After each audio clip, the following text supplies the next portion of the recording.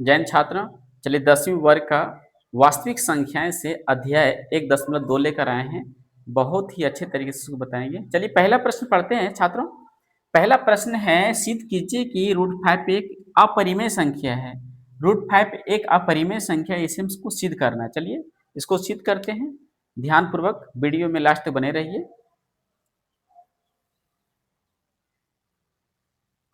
सबसे पहले लिखते हैं कल्पना। कल्पना लिखते हैं दोस्तों। कल्पना लिखते हैं √5 एक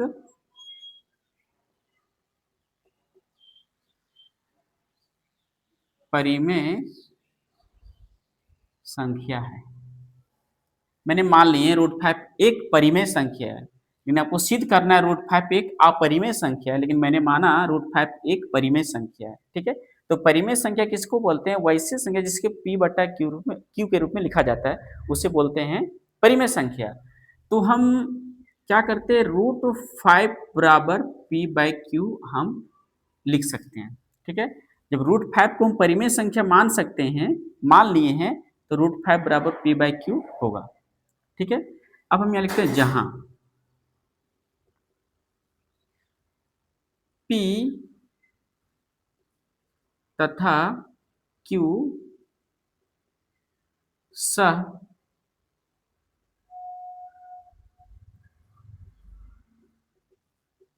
संख्या है। ठीक है, और Q बराबर 0 है, नहीं है। ठीक है दोस्तों, आपको यही ज्यादा समझना है। P और Q पूर्णांक है या तो सहअभाज्य है, कुछ भी लिख सकते हैं। P और Q पूर्णांक है और या तो सहअभाज्य है। अगर सहअभाज्य है तो सहअभाज्य का मतलब क्या होता है? जिसका उभयनिष्ठ गुणनखंड 1 हो उसको बोलते हैं सहअभाज्य संख्या। तो P और Q सहअभाज्य संख्या है और Q बराबर 0 नहीं है। Q बराबर 0 नहीं है। चलिए यहाँ हो गया क्लियर। अब आगे बढ़ते हैं, अगला स्टेप। दोनों तरफ वर्ग करने पर, दोनों तरफ वर्ग करने पर, चलिए वर्ग कर देते हैं। √5 का वर्ग हो जाएगा बराबर P/Q का वर्ग हो जाएगा। ठीक है दोस्तों, आप थोड़ा ध्यान से देखते रहेंगे। अब देखिए √5 स्क्वायर है, तो √5 डबल गुना करते हैं तो 5 आता है। ठीक है, और यहाँ पे हो जाएगा P²/Q²। ओके, अब नेक्स्ट चलते हैं इससे आगे। अब यहाँ पे क्या करते हैं, क्रॉस मल्टीप्लाई करते हैं। क्या करते हैं? Cross multiply. यहाँ पे हो जाएगा 5Q² बराबर हो जाएगा P²। ठीक है, अब हम यहाँ पे Q² होगा, यहाँ पे 5Q² बराबर P² हो जाएगा। तो अब इसको Q² का वैल्यू निकालते हैं तो P²/5 हो जाएगा। चलिए छात्रों, अब यहीं आपको ज्यादा ध्यान देना है थोड़ा सा। P²/5 है, इसका मतलब क्या होता है? P² को 5 से डिवाइड हो जाता है, 5 से विभाज्य है, 5 से विभाज्य यानी P² को 5 से भागा कर देगा। ठीक है, अब यही चीज को हम यहाँ लिखते हैं। अगर Q² 5 से विभाज्य है तो P भी 5 से विभाज्य होगा। ठीक है छात्रों, आपको यही ध्यान देना, P² अगर 5 से विभाज्य है तो P भी निश्चित रूप से 5 से विभाज्य होगा। जैसे देखिए, अगर P का मान अगर 5 लेते हैं तो P² 5 × 5 होगा, 5 × 25। तो 5 × 25 अगर 5 से विभाज्य है, 5 है ना, तो 5 भी 5 से विभाज्य हो जाएगा। ठीक है, तो P, इसका कहने का मतलब मेरा ये है, अगर P² 5 से विभाज्य है तो निश्चित रूप से P भी 5 से विभाज्य होगा। चलिए छात्रों, आप इसको समीकरण 1 मान लेते हैं। राइट, चलिए आगे बढ़ते हैं। अगला स्टेप, अगला स्टेप क्या होता है? अब इसको P का कुछ हम मान रखते हैं। ठीक है, P बराबर हम 5m को मानते हैं। ठीक है, P बराबर 5m मैंने मानते हैं, और यही जो है P² के जगह में 5m को हम पुट करेंगे। चलिए यहाँ पे आते हैं। चलिए लिखते हैं पहले Q² बराबर पी स्क्वायर बाय 5 है, तो पी का मान मैंने 5m है, तो 5m यहाँ मैंने पुट कर दे रहा हूँ। ये हो जाएगा स्क्वायर बटा है 5।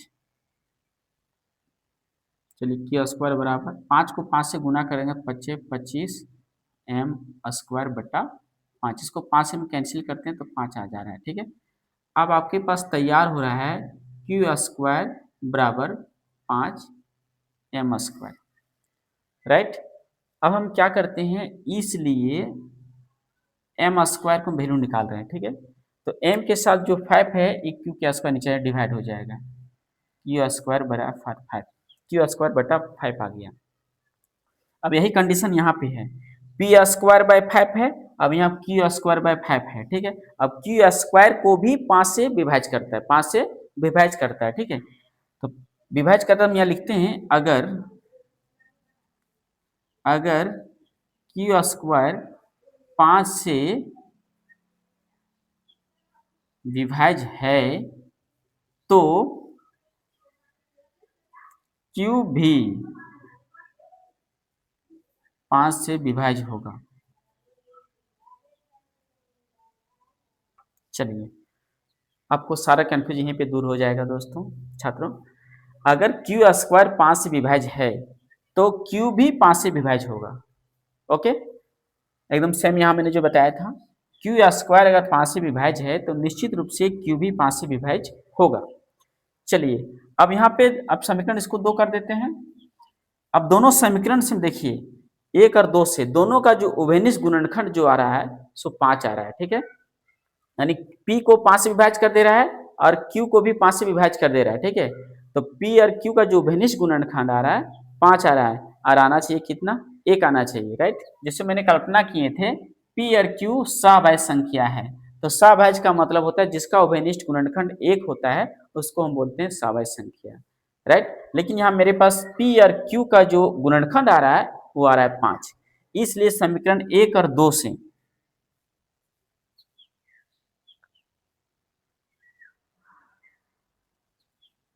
समीकरण 1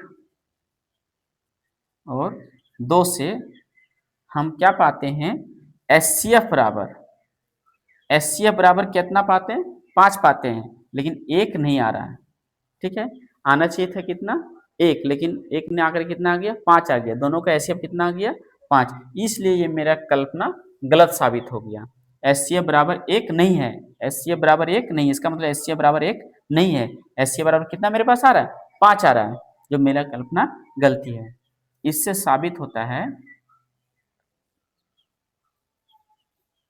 मेरा कल्पना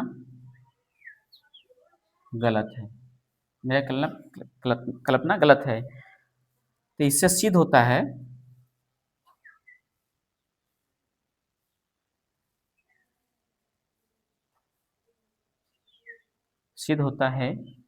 कि √5 एक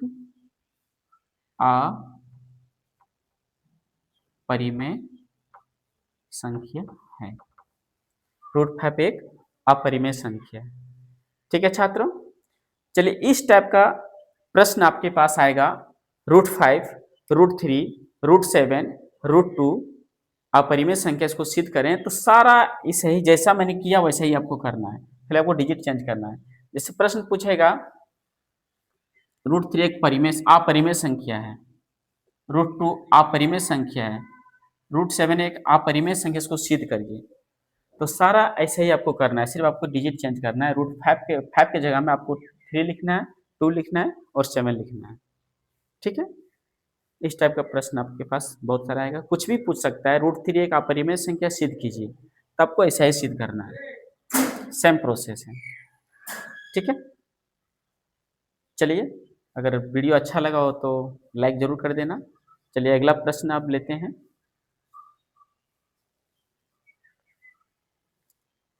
दूसरा प्रश्न है, सिद्ध कीजिए कि 3 + 2√5 एक अपरिमेय संख्या है।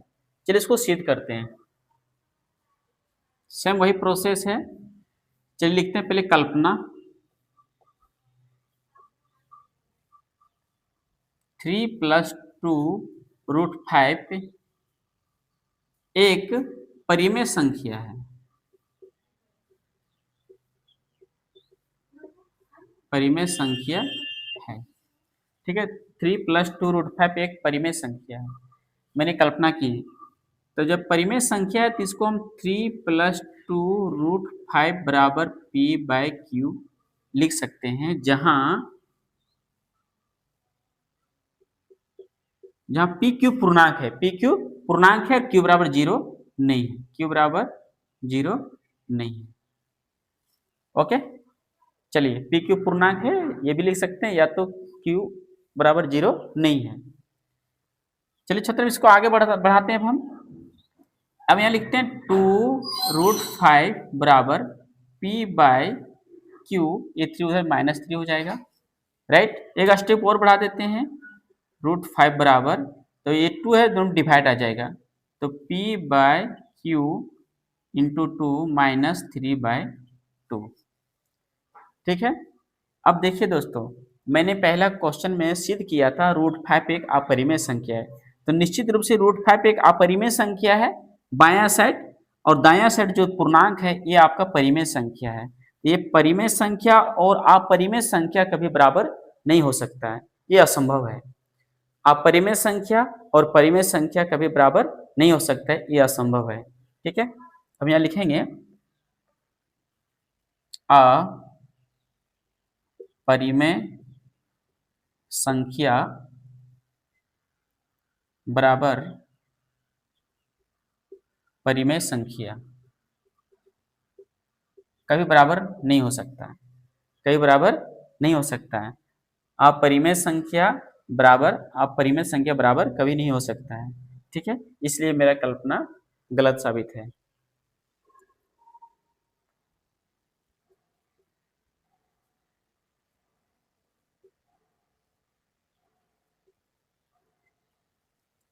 इस प्रकार इससे सिद्ध होता है 3 + 2√5 एक अपरिमेय संख्या है। ठीक है, चलिए बहुत ही अच्छा है, इसी तरीके से सारा प्रश्न को हम हल करेंगे। अगला प्रश्न आते हैं।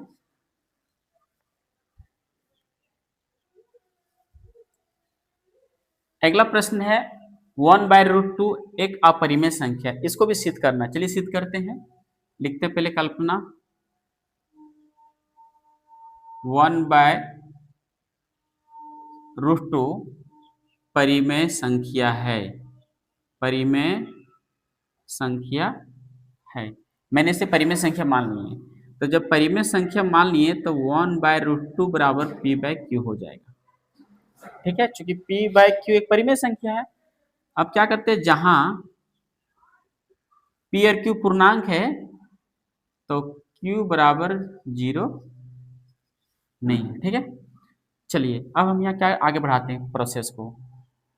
अब लिखते हैं, क्रॉस मल्टीप्लाई करते हैं, तो q बराबर हो जाएगा p√2। ठीक है, हम लिखते हैं, इसलिए फिर √2 बराबर हो जाएगा q/p। ठीक है, अब देखिए इससे हमको क्या साबित मिलता है, √2 एक अपरिमेय संख्या है। √2 क्या है, एक अपरिमेय संख्या है, और q/p चाहे p/q जो भी है ये पूर्णांक है, तो ये परिमेय संख्या है। तो परिमेय संख्या और अपरिमेय संख्या बराबर नहीं हो सकता है, ये भी कल्पना मेरा गलत है। अब लिखेंगे अपरिमेय संख्या बराबर नहीं हो सकता है परिमेय संख्या। ठीक है, अपरिमेय संख्या बराबर नहीं हो सकता है। ठीक है, नहीं हो सकता है, इसलिए लिखिए मेरा कल्पना गलत है।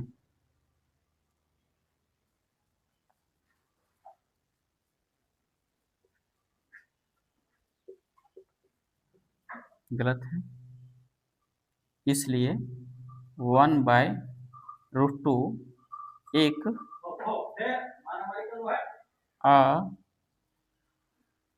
अपरिमेय संख्या है। ठीक है, चलिए अगला प्रश्न लेते हैं।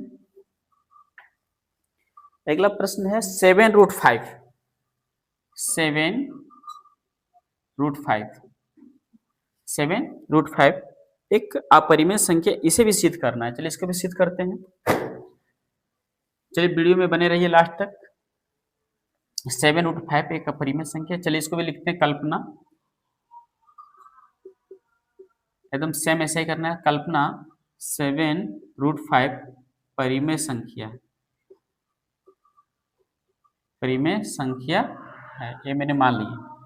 अब यहाँ लिखते हैं 7√5 बराबर P/Q।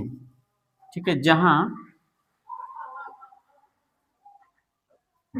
Q बराबर 0 नहीं है। P/Q पूर्णांक लिख दो, चाहे तो असहवाय संख्या लिखो, और Q बराबर 0 तो 100% नहीं लिखना ही होगा। चलिए अब यहाँ क्या करते देखिए, अब डायरेक्ट हम यहाँ लिखते हैं, इसलिए √5 बराबर, तो P/Q ये 7 यहाँ पे आ जाएगा, राइट। P/Q into 7। तो अब यहाँ देखिए √5 आपका अपरिमेय संख्या, मैंने पहले सिद्ध कर चुका हूँ, तो √5 एक अपरिमेय संख्या है, और दायां पक्ष में जो है ये आपका है आपका परिमेय संख्या। तो कभी भी परिमेय संख्या और अपरिमेय संख्या बराबर नहीं हो सकता है, आपको लिख देना होगा। अपरिमेय संख्या बराबर परिमेय संख्या नहीं हो सकता है, यहाँ पे लिख सकते हैं, मैंने यहाँ लिख दिए हैं, इसे डायरेक्ट लिख देते हैं यहाँ पे हम 7√5 एक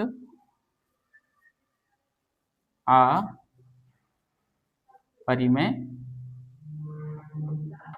संख्या है।